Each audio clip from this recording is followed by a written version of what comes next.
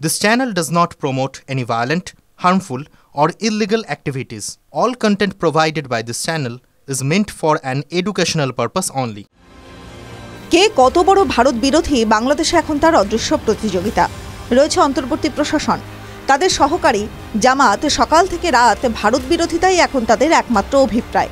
আর এই ফাঁকেই দেশের একটা বড় অংশ কার্যত বাংলাদেশ থেকে বিচ্ছিন্ন হওয়ার জোগাড় বাংলাদেশের ভিতরে একটা নতুন দেশ বাংলাদেশ মায়ানমার সীমান্তে টেকনাফ জেলার একটা অংশ এখন আরাকান আর্মির দখলে কিছুক্ষণ আগে নর্থ ইস্ট নিউজের কাছে সেই দাবি করলেন আরাকান আর্মির গ্রুপ কমান্ডার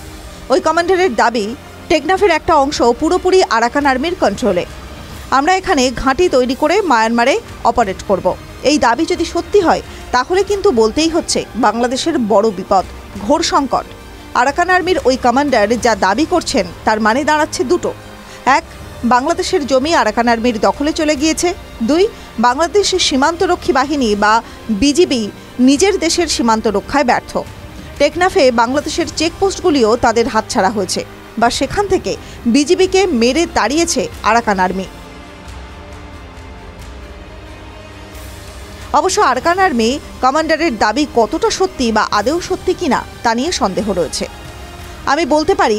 এখন ওই এলাকায় যা পরিস্থিতি তাতে একে ফাঁকা আওয়াজ ভাবার কারণ নেই অবস্থা খারাপ বলেই না এদিন মিশরে পৌঁছে আবদেল এল সিসির কাছে হস্তক্ষেপের অনুরোধ করেছেন বাংলাদেশের অন্তর্বর্তী সরকারের প্রধান মোহাম্মদ ইউনূস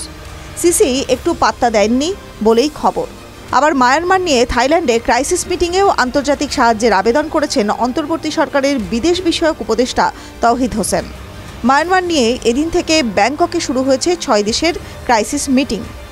বাংলাদেশ মায়ানমার ছাড়াও বৈঠকে যোগ দিয়েছে ভারত চীন লাওস কম্বোডিয়া সূত্রের খবর বাংলাদেশ চাইছে মায়ানমারে বিদ্রোহীদের আলোচনায় বসাতে উদ্যোগী হোক অন্য দেশগুলো ভারত ও চীন সেই সম্ভাবনা উড়িয়ে দিয়েছে আসলে চীন নিজেই মায়ানমারে বিদ্রোহীদের সঙ্গে কথাবার্তা চালাচ্ছে এই অবস্থায় তারা কিছুতেই হঠকারিতা করবে না এক কথায় মায়ানমার নিয়ে বাংলাদেশ চাপে প্রবল চাপে গত 9 ডিসেম্বর আরাকান আর্মি দাবি করেছিল বাংলাদেশ মায়ানমার সীমান্তে মায়ানমারের রাখাইন প্রদেশ তাদের দখলে এসেছে তখনই আশঙ্কা করা হয়েছিল বাংলাদেশের অচলাবস্থার সুযোগে আরাকান আর্মি হয়তো বাংলাদেশেও ঢোকার চেষ্টা করবে কেননা মায়ানমারের মতো বাংলাদেশের সীমান্ত এলাকাতেও সংখ্যালঘু নির্যাতনের অভিযোগ আর সংখ্যালঘু নির্যাতনের অভিযোগকে সামনে রেখেই মায়ানমারে জুন্টা সরকারের বিরুদ্ধে লড়াই চালাচ্ছে আরাকান আর্মি তার থেকেও বড় কথা বাংলাদেশের জমিতে ঘাঁটি তৈরি করতে পারলে আরাকান আর্মির কৌশলগত অবস্থান মজবুত হয় সেনাঘাঁটি তৈরি অস্ত্র সরবরাহের বিকল্প রুট অস্ত্র মজুত রয়েছে একাধিক বিদেশের একদল লোক এসে জমি দখল করে নিচ্ছে জানিয়ে এবার ক্রমশ চিন্তা বাড়ছে বাংলাদেশের ভারত বিরোধিতায় মন দিতে গিয়ে নিজেই গেরোয় পড়েছে ইউনূস সরকার মত ওয়াকিবহল মহলের। TV9 Bangla digital.